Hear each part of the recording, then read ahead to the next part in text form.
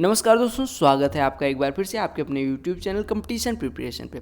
दोस्तों, इस वीडियो में हम बात करने वाले हैं CHSL 2019 टीयर 1 के 20 अक्टूबर के फर्स्ट शिफ्ट के मैथ्स के क्वेश्चंस की। ठीक है, आपको पता होगा कि DI अब हम स्टार्ट कर चुके हैं, DI भी इंक्लूड करके करते हैं। ये जब सारी शिफ्ट का एनालिसिस हो जाएगा उसके बाद हम टॉपिक वाइज एनालिसिस शुरू करेंगे, जिसमें हम टॉपिक वाइज सारी शिफ्ट को कंपाइल करके और आपको मतलब वहाँ पे हम बेसिक से करेंगे एकदम, और वहाँ पे कॉन्सेप्ट बिल्डिंग भी होगी। यहाँ पे थोड़ा थारोली जाते हैं हम, मतलब बहुत ज़्यादा डीप में नहीं जाते। हो सकता है थोड़े लोगों को प्रॉब्लम भी होती हो, कुछ एक लोगों को अच्छा भी लगता हो। तो चलिए स्टार्ट करते हैं। अगर वीडियो पसंद आएगी तो वीडियो को लाइक करिएगा। अगर आपका कोई पर्सनल डाउट है आप हमें इंस्टाग्राम पे मैसेज कर सकते हैं। इंस्टाग्राम आईडी यहाँ पे दिख रही होगी। जितने लोग अभी टेलीग्राम चैनल से नहीं जुड़े हैं वो लोग अभी जुड़ जाएँ, क्योंकि आपको पता होगा जब टॉपिक वाइज कंपाइल करेंगे तो PDF वहीं पे अपलोड होगा, तो ताकि आप लोग PDF डाउनलोड करके खुद से प्रैक्टिस भी कर पाएँ।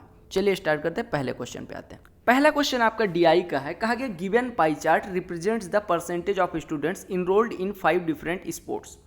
5 अलग अलग स्पोर्ट में इनरोल्ड स्टूडेंट्स की संख्या को परसेंटेज को दिखाता है। कहा गया the total number of students is 2800, 2800 total student है। कहा गया if 24 students playing cricket are shifted to kabaddi then find the new ratio of the number of students in cricket to those in kabaddi. कहा गया कि जो कबड्डी मतलब क्रिकेट खेल रहे हैं उनमें से 24 स्टूडेंट निकाल के हम कबड्डी में डाल दे रहे हैं। तो कहा गया कि अब जो नए मतलब क्रिकेट में जितने लोग बचे हैं और कबड्डी में जितने लोग हो गए हैं उनका अनुपात पूछा गया। आपको पता है कि क्रिकेट कितने लोग खेलते हैं? 23% लोग, यानी 23 गुणे 28 लोग क्रिकेट खेलते थे, और अभी 24 लोग इसमें से निकल गए।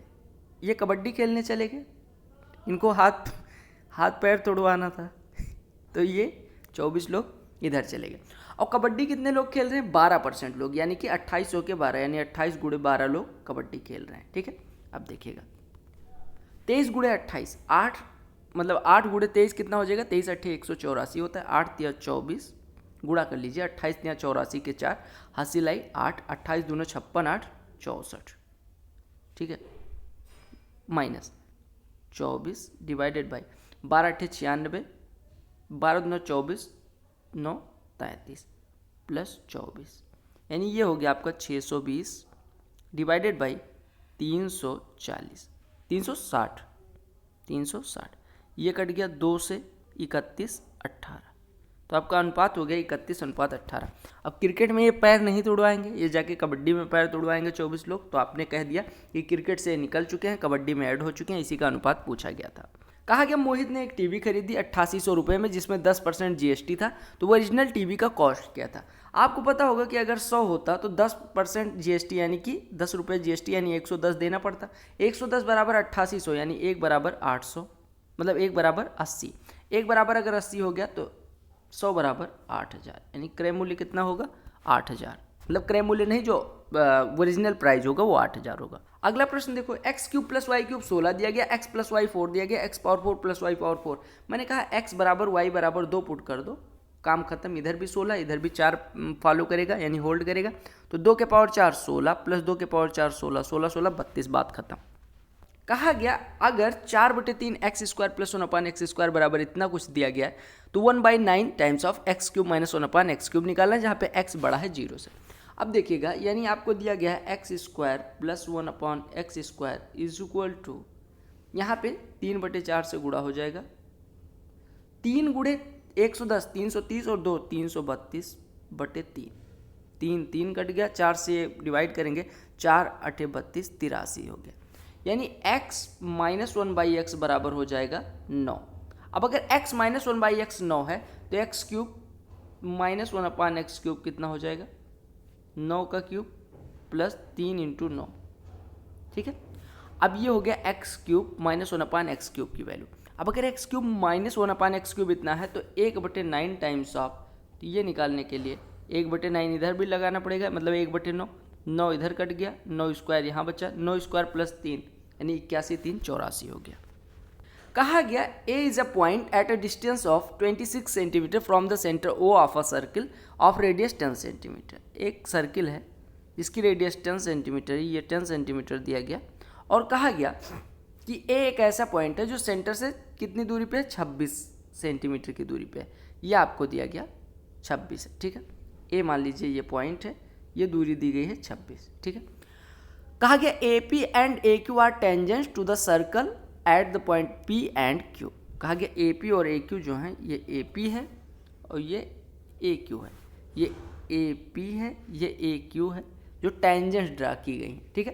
कहा गया इफ ये tangent BC is drawn at point R lying on the minor arc PQ, ठीक है, to intersect AP at B and AQ at C। कहा गया कि एक और स्पर्श रेखा है जो इस प्रकार से है, AP को B पे काटती है और AQ को C पे काटती है। तो आपसे कहा गया पेरीमीटर ऑफ ABC निकालो। ध्यान से देखिएगा, आपको मैं यहाँ पे एक कॉन्सेप्ट बता रहा हूँ, ध्यान से देखिए। पहले इस लाइन को मिटा देते हैं कुछ आपको बताने के लिए। देखिएगा, इसको यहाँ से यहाँ मिला दीजिए। आपको पता है ये लाइन 26 है, ये परपेंडिकुलर है, ये 10 है, तो ये 24 हो जाएगा, ठीक है। यानी AQ की लंबाई 24 हो जाएगी। अब अगर एक स्पर्श रेखा BC और खींच दी जाती है और आपसे पूछा जाता है ABC का परिमाप पूछा जाता है, यानी त्रिभुज ABC, यानी ये वाले त्रिभुज का परिमाप पूछा जाता है, जहाँ पे AP का भाग मतलब स्पर्श रेखा का भाग AB है, स्पर्श रेखा का भाग AC है और BC भी स्पर्श रेखा है। तो ABC का जो परिमाप होता है, त्रिभुज ABC का जो परिमाप होता है, वो क्या होता है 2 टाइम्स ऑफ AP, यानी 2 टाइम्स ऑफ 24 यानी 48 हो जाएगा। यानी मेरे कहने का मतलब इतना है, क्वेश्चन कितना भी बड़ा लिखा गया हो, कि एक सर्किल है, उस पर 2 टेंजेंट्स ड्रा की गई हैं किसी आउटर पॉइंट से, और एक स्पर्श रेखा और है। ये मान लो A है, ये B है, ये P है, ये Q है, ये R है। अगर मैं बात करूं ट्रायंगल PAB का परिमाप क्या होगा, तो आप कहेंगे PAB का परिमाप 2PQ के बराबर होगा या 2PR के बराबर होगा, क्योंकि PQ और PR लेंथ में बराबर होंगे। समझ में आ गया ना पिछला क्वेश्चन। अब देखिएगा अगला क्वेश्चन है इवैल्यूएशन का। 7 में 7 से भाग करेंगे 1 हो गया, 1 7 8 7 56 7 63 प्लस 7 में 7 से भाग करेंगे 1 63 1 64। कहा गया ABC and BD are 2 equilateral triangle such that D is the mid point of BC। कहा गया कि ABC और BDE, ABC ये है और BC का मिड पॉइंट D है, ये मिड पॉइंट है, और BDE एक और क्या है इक्विलेटरल ट्रायंगल। अब अगर मतलब E जो है BDE इक्विलेटरल ट्रायंगल है और D इसका मिड पॉइंट है, तो E को इसका मिड पॉइंट होना पड़ेगा, यानी ये आपका हो गया इक्विलेटरल ट्रायंगल। कहा गया अगर ABC की एरिया 136 है, ABC की एरिया 136 है, तो आपसे BDE की एरिया निकालने को कहा गया। देखो इस प्रश्न में कुछ भी नहीं था, बस इतना समझना था कि अगर D मिड पॉइंट है BC का और EBD जो है वो भी इक्विलेटरल ट्रायंगल है, तो E को भी क्या होना पड़ेगा मिड पॉइंट AB का। समझ आ रहा है। और आपको पता चल गया कि BED जो है वो सिमिलर हो जाएगा किसके ABC के, और BED का देखिए BED का जो मतलब भुजा की लंबाई है, BED के भुजा की लंबाई वो ABC के भुजा की लंबाई की आधी है, यानी अगर ये 2x था तो ये x है। समझ रहे हो। यानी कि अब इनके एरिया का रेशियो अगर हम बात करें तो ट्रायंगल BDE की एरिया अपॉन ट्रायंगल ABC की एरिया ये बराबर हो जाएगी 1/4। क्यों? क्योंकि इनके भुजाओं का अनुपात 1:2 है, और अगर किन्हीं दो सिमिलर ट्रायंगल्स के भुजाओं का अनुपात 1:2 हो तो उनके एरियाज का जो रेशियो होता है वो होता है उनकी भुजाओं के अनुपात के स्क्वायर के बराबर, यानी 1/2 के स्क्वायर के बराबर। अब आपको पता है यहाँ से ट्रायंगल BDE की एरिया हो जाएगी ABC की एरिया 4 यानी कि 136/4 यानी कि 34 सेंटीमीटर स्क्वायर। कहा गया अगर cos 3 थीटा बराबर sin थीटा माइनस 34, तो आपसे थीटा की वैल्यू पूछी गई। cos A बराबर sin B, तो A प्लस B बराबर 90 डिग्री, यानी 3 theta plus theta minus 34 is equal to 90 degree, या हम कह सकते हैं 4 theta is equal to 124 degree, या थीटा इज इक्वल टू हो जाएगा 31 डिग्री। ठीक है। कहा गया Rahul and Mithun travel a distance of 30 kilometre, the sum of their speeds is 70 kilometre per hour, यानी x प्लस वाई, अगर स्पीड को माने x और y तो 70 ये दिया गया। और कहा गया कि 30 किलोमीटर वो दूरी तय करते हैं, यानी 30 को एक आदमी x से जाता है, एक आदमी y से जाता है, तो उनको 2 घंटे 6 मिनट लगते हैं, यानी 2 सही 1/10 घंटे लगते हैं। 2 सही 1/10 घंटे का मतलब 21/10 घंटे लगते हैं। तो कहा गया डिफरेंस बिटवीन देयर स्पीड्स, यानी उनके स्पीड के बीच का अंतर निकालना है।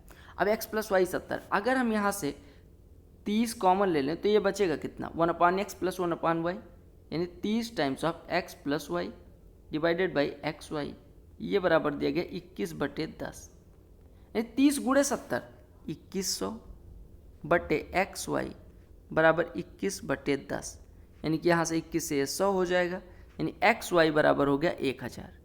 बस खत्म हो गया। अब अगर x + y 70 है, XY बराबर 1000, तो x बराबर 50, y बराबर 20, तो उनकी स्पीड का अंतर 50 - 20 यानी 30 हो गया।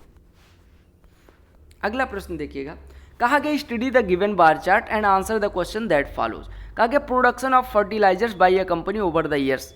आपसे कहा गया कि एक कंपनी है जो फर्टिलाइजर का प्रोडक्शन करती है। अब कहा गया what was the approximate percentage increase in the production of the fertiliser from 1998 to 1999। 98 से 99 में कितने परसेंट बढ़ा? 45 से 65 हुआ, यानी कि 25 बढ़ा 45, 20 बढ़ा 45 पे, तो कितना परसेंट हुआ? 20/45 × 100, यानी ये हो गया 9 5 5 9 45, 5 20 400/9, तो 9 चौको 36, 9 चौको 36, 9 चौको 36, 9 चौको 36, 44.44%। कहा गया √3 cos theta is equal to sine theta, तो आपको वैल्यू निकालनी थी 4 sin² theta - 5 cos theta upon 3 cos theta + 1। यहाँ से हम कह सकते हैं कि sine theta upon cos theta यानी tan theta is equal to √3, यानी theta is equal to 60 degree. अब यहाँ पे पुट कर दीजिए, तो 4 × sin² 60 यानी कि 3/4 -5/2 अपॉन 3/2 + 1, 3 - 5/2 यानी कि 1/2 अपॉन 5/2, 2 2 कैंसिल, 1/5 आपका आंसर। कहा गया है in an isosceles triangle ABC with AB बराबर AC and AD is perpendicular to BC, if AD is equal to 6 centimetre and perimeter of ABC is 36 centimetre, then the area of ABC। ध्यान से देखिएगा, ये आपका कोई isosceles triangle है, यानी AB और C आइसोसेलेस है, तो अगर AD इस पे परपेंडिकुलर कहा गया तो ये बाइसेक्ट भी करेगा। हम मान लेते हैं ये A है, ये A है और ये पूरा 2B है। क्या मान लेते हैं? 2B। अगर ये पूरा 2B है तो इतना हिस्सा B हो जाएगा। अब आपको दिया गया कि पेरीमीटर जो है यानी 2A + 2B वो कितना दिया गया? 36, यानी हम कह सकते हैं A + B बराबर हमें 18 दिया गया। और हमें एक चीज़ पता है कि A² माइनस AD की लंबाई दी गई, AD की लंबाई 6 है, यानी हमें पता है कि A² मतलब A² बराबर B + 6 का मतलब B², ऐसे देखिए A² बराबर पाइथागोरस लगा दीजिए B² + 6 का स्क्वायर, ठीक है। अब देखिए यहाँ से हम कह सकते हैं A बराबर 18 - B है, तो दोनों पक्षों का अगर हम स्क्वायर कर दें तो आपका A² बराबर आ जाएगा 18 - B का होल स्क्वायर, यानी हम कह सकते हैं 18 - B का होल स्क्वायर बराबर B² + 6 स्क्वायर, यानी ये हो जाएगा 18 × 18 - 2B बराबर 36, यानी 18 का नाम 18, 18 दूना 36, यानी 2B इज इक्वल टू 16, यानी B इज इक्वल टू 8 हो गया। अब B इज इक्वल टू अगर 8 हो गया तो ध्यान से देखिएगा, ये आपका 8 हो गया, ये 8 है, ये 6 है, तो ये 10 हो गया।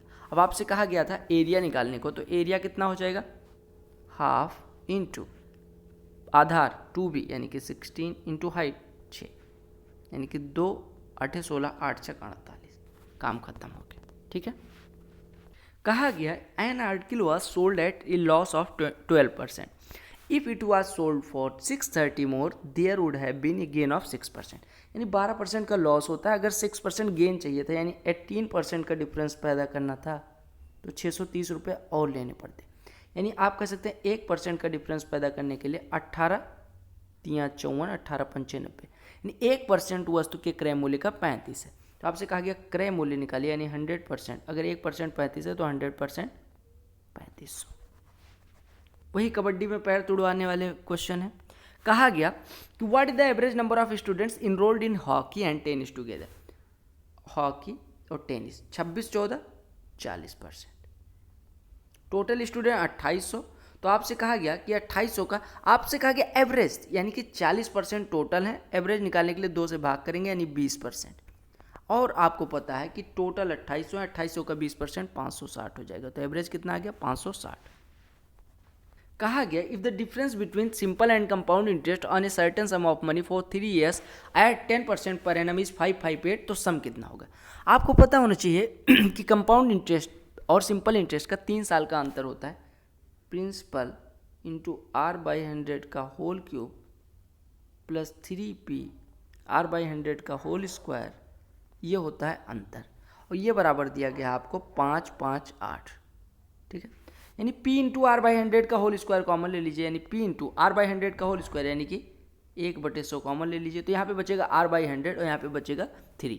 r/100 बोले तो 1/10 और प्लस 3 आपका इधर बच जाएगा, ये बराबर हो गया 558। यानी कि p इंटू 31/1000 बराबर 558। 31 ये आपका 18 हो जाएगा, यानी p बराबर हो जाएगा 18 गुणे 1000 यानी 18,000, ठीक है। कहा गया salaries of Vipin and Dinesh are in the ratio of 5:8, यानी कि अगर ये 5x कमाते हैं भाई साहब तो ये 8x कमाते हैं, ठीक है। अब कहा गया कि salary of each is increased by 4800, then new ratio becomes 7:10। कहा गया 4800 इनकी भी बढ़ाई जाती है, 4800 इनकी, और आपका जो रेशियो है वो कितना बढ़ जाता है, 7:10 हो जाता है। यानी पहले 5 से 2 इनका भी बढ़ जाता है, 2 इनका भी बढ़ जाता है। यानी आपको दिया गया कि 2 रेशियो बराबर है 4800 के, 2 रेशियो है 4800 के, यानी 1 रेशियो बराबर हो जाएगा 2400 के।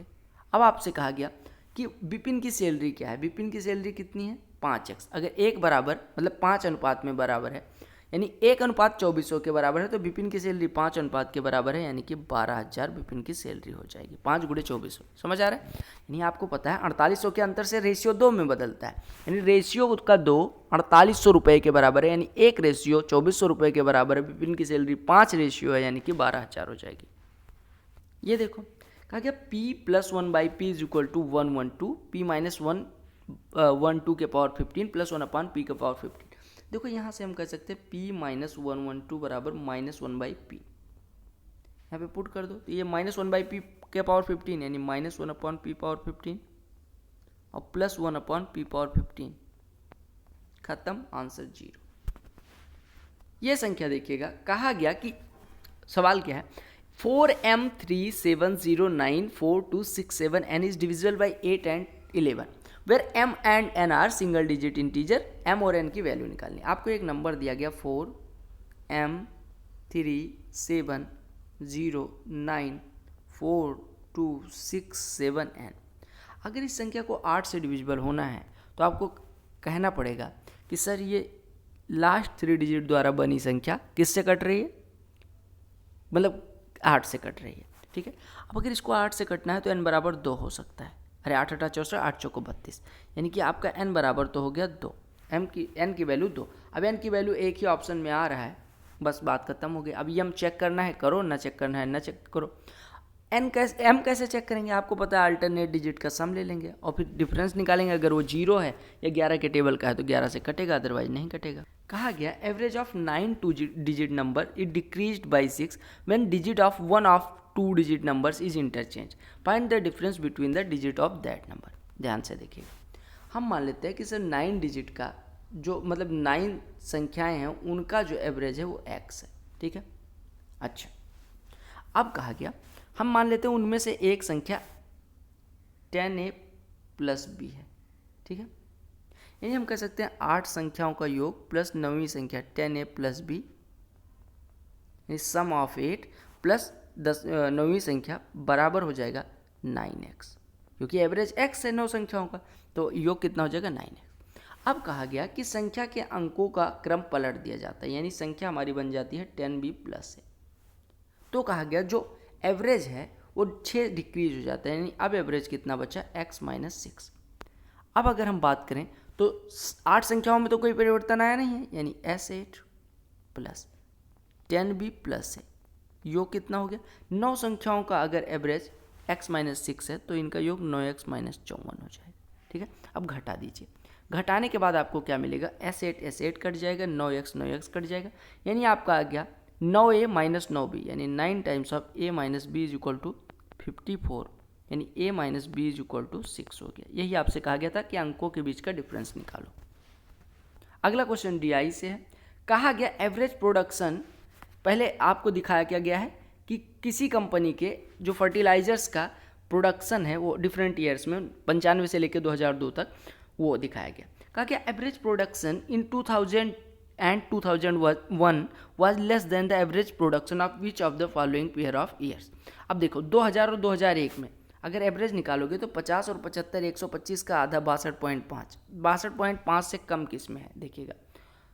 2001 और 2 का कहा गया, 1 और 2 का अगर आप निकालेंगे तो आपका 80 और 75 यानी 155 हो जाएगा, यानी ये 77.5, और ये कितना आ रहा था 62.5, तो ये 77.5 से कम है, यानी 2001 और 2 वाले पेयर से इसका एवरेज कम है। कहा गया the difference between two positive numbers is 1020, यानी हम पॉजिटिव नंबर्स ए और बी मान रहे हैं, ए माइनस बी बराबर दिया गया 1020। कहा कि if 7.6% of greater number is 12.4% of smaller number, यानी हम कह सकते हैं 7.6 ए बराबर 12.4 बी, यानी हम कह सकते हैं पॉइंट हटा सकते हैं, ये 19 ए बराबर हो जाएगा 31 बी, या हम कह सकते हैं ए बराबर 31 बी बराबर 19 ले लीजिए, बात खत्म।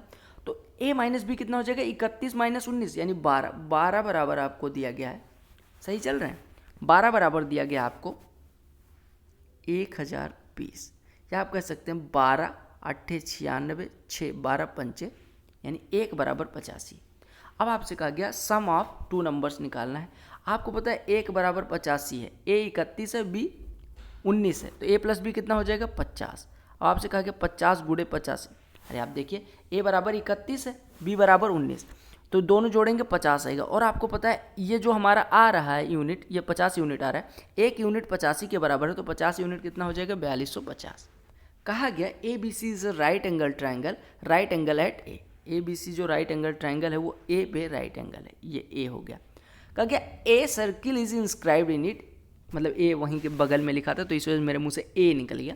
कहा गया एक सर्किल है वो जो इसके अंदर बनाया गया है, ये इसके अंदर बनाया गया। कहा गया length of two sides containing the right angle are 48 and, ये 48 है ये 14 है, आपको पता है अगर ये 48 है ये 14 है तो ये कितना हो जाएगा 50। तो कहा गया radius of inscribed circle is, अब आपसे पूछा गया अंदर जो बना है सर्किल, यानी कि इन सर्किल की रेडियस पूछी गई, यानी स्मॉल आर आपसे पूछी जा रही है। आपको पता है स्मॉल आर बराबर होता है एरिया अपॉन सेमी पेरीमीटर, यानी ये हो जाएगा हाफ इंटू 48 गुणे 14 अपॉन ये 98 और 4 102 112 हो गया, 112 का आधा 56, 14 चौको 56, 4 दुनिया 8 6 48, यानी आर बराबर हो गया 6 सेंटीमीटर। ठीक है, अगले प्रश्न में कहा गया है इफ 3.96 क्यूबिक डेसीमीटर, यहाँ पे डेसीमीटर दिया गया है, of lead is to be drawn into a cylindrical wire of diameter 0.6 centimetre, then the length of the wire will be. आपसे पूछा गया लेंथ ऑफ वायर कितनी होगी। ठीक है, आपको पता है आपके पास 3.96 क्यूबिक डेसीमीटर, यानी कि 1 डेसीमीटर बराबर 10 सेंटीमीटर होता है, तो 1 2 3 यानी कि 1000 से गुणा कर दोगे तो ये सेंटीमीटर में बदल जाएगा। ठीक है, क्यूबिक सेंटीमीटर में। इसको पिघला के क्या बनाना है, सिलेंड्रिकल वायर बनाना है। सिलेंड्रिकल वायर का आयतन क्या हो जाएगा 22/7 गुणे आर स्क्वायर 0, आपको पता है रेडियस कितनी हो जाएगी, अगर डायमीटर 0.6 है तो रेडियस हो जाएगी 0.3, यानी 0.3 गुणे 0.3 ये 0.09 हो जाएगा, और इंटू लंबाई या ऊंचाई L लिख देते हैं। ठीक है, अब इसी को सॉल्व करना है। ये आपको पता चल गया कि ये हो गया 396 के बाद एक जीरो, क्योंकि यहाँ से 2 पॉइंट हट जाएगा और एक जीरो आगे लग जाएगा, ये बराबर दिया गया 22/7 गुणे 0.09, ये सेंटीमीटर में आएगी L की लंबाई। ठीक है, क्योंकि हम सब सेंटीमीटर में बदल के चल रहे हैं L, या हम कह सकते हैं यहाँ से फिर जीरो हटाइए और गुणे 100 लिख दीजिए, काम खत्म। अब देखिएगा 9 से अगर हम काटें तो ये कितना बन जाएगा, 9 चौको 36, 9 चौको 36 440, यानी हो गया 440 और फिर डुअल जीरो बराबर 22/7 L, यानी 22 से काटेंगे तो ये आपका हो जाएगा 22 दूना 44, इतना हो गया 2000। अब 2000 में अगर हम 7 से गुणा करेंगे तो L बराबर आ जाएगा 14000 सेंटीमीटर। 14000 सेंटीमीटर में 100 से भाग कर दीजिए तो ये मीटर में हो जाएगा, यानी 140 मीटर। तो आपका आंसर आ गया 140 मीटर। यहाँ पे जो नोट करने वाली चीज़ थी वो ये थी कि डेसीमीटर को, यानी 1 डेसीमीटर क्यूब अगर आपको दिया गया है तो उसको सेंटीमीटर में 1000 सेंटीमीटर क्यूब होता है। ठीक है, इसी प्रकार से 1 मीटर क्यूब बराबर होता है 1000 डेसीमीटर क्यूब। तो आपको बस इतना सा पता होना चाहिए, बाकी काम खत्म। ये प्रश्न सीजीएल मेंस 2013 या 14 का है और फिर अब पूछ लिया गया, कहा गया X sine cube theta plus Y cos cube theta is equal to sine theta cos theta, X sine theta बराबर वाई कॉस थीटा, तो X square plus Y square की वैल्यू क्या होगी। ये प्रश्न मैंने एक्सपेक्टेड सेट में 2 या 3 सेट में करवाया था CHSL के लिए और हूबहू क्वेश्चन डाल दिया। देखो एक्स साइन क्यूब थीटा को हम लिख सकते हैं X sine theta into sine square theta लिख सकते हैं, और plus Y cos cube theta बराबर sine theta cos theta, sine theta cos theta. X sine theta की जगह पे वाई कॉस थीटा लिख सकते हैं, यानी ये हो गया वाई कॉस थीटा, कॉमन ले लीजिए, यहाँ पे बचेगा साइन स्क्वायर थीटा और प्लस यहाँ पे बचेगा कॉस स्क्वायर थीटा, और ये बराबर हो गया साइन थीटा कॉस थीटा। ठीक है, यहाँ से हमारा sign square theta cos square theta ये तो 1 हो गया, कॉस थीटा कट गया, यानी वाई बराबर हो गया साइन थीटा, और अगर यहाँ पे रखेंगे y बराबर साइन थीटा तो x बराबर आ जाएगा कॉस थीटा। अब x की वैल्यू कॉस थीटा, y की वैल्यू साइन थीटा, दोनों का स्क्वायर करके सम करना है, यानी sign square theta plus cos square theta, जिसकी वैल्यू 1 हो जाएगी। अगला प्रश्न देखिएगा और ये अंतिम प्रश्न होगा, कहा गया A and B together can complete a piece of work in 15 days, यानी A और B अगर एक साथ कार्य करते हैं तो 15 दिन लगते हैं। ठीक है, कहा गया B and C together can complete a work in 24 days. अब कहा गया आगे कि A is twice as good as C, यानी A बराबर आपको पता है 2C है, तो कहा गया B अकेले कितने दिन में काम को खत्म कर लेगा। 15 और 24 का एलसीएम अगर हम ले तो कितना हो जाएगा 120, यानी कि ये 8 कार्य होता है और इनके द्वारा 5 कार्य होता है, यानी कि अगर हम घटाएं तो A माइनस C बराबर हो जाएगा 3 यूनिट कार्य, और A की वैल्यू 2C है, यानी 2C माइनस C बराबर 3 यूनिट, यानी C अकेले 3 यूनिट करता है। अब अगर C 3 यूनिट करता है तो B कितने यूनिट करता है 2 यूनिट करता है। आपने कार्य कुल कितना मान रखा है 120 यूनिट। अब आपसे यही तो पूछा गया था कि सर 120 यूनिट टोटल कार्य अगर है तो B एक दिन में कितना करता है 2 यूनिट, तो 2 यूनिट पर डे करते हुए 120 यूनिट कितने दिन में करेगा 120/2, यानी कि 60 दिन में। आई होप आपको सारे क्वेश्चन समझ में आ गए हों, सारी शिफ्ट आपको मज़ा आ रहा हो सारे शिफ्ट को सॉल्व करने में, कोई क्वेश्चन फंस ना रहा हो।